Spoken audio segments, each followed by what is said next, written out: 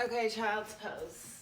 This is the pose where yoga teachers usually will start a yoga practice and they'll say, if at any time you need this pose, you can always come back to it.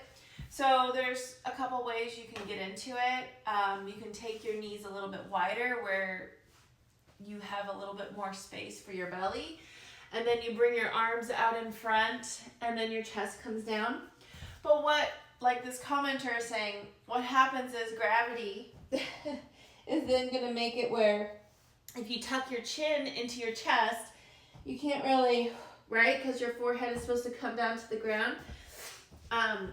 If you keep your knees together, your belly then will hit your legs and then you can't breathe. So for anybody who has anything extra on the front, this video is especially for you. So here's a few things that you can do. Of course, take your knees a little bit wider, but not everybody has like that ankle mobility. So I like to kind of do some little rock backs just to kind of give the ankles a little something before we even get into poses like this.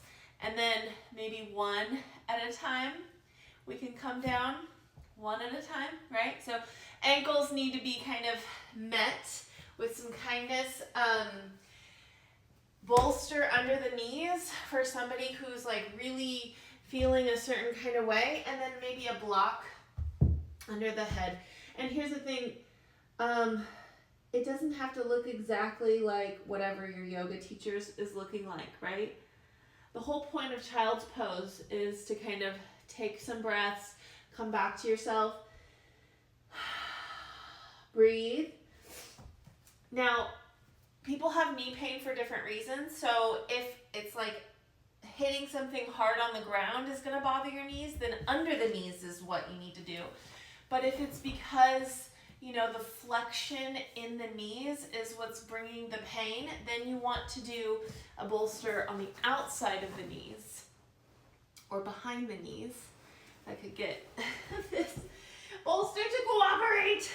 You could also take a couple of rolled, so something like this so that your knees don't go down as much. So as you come down, your hips are lifted, your arms are out. So those are two ways that you can kind of play. And then my favorite, okay, if you're still here, you're a real one, is lining up your blocks and bolster like this. This is why I say 2 blocks and a bolster. You can do so much.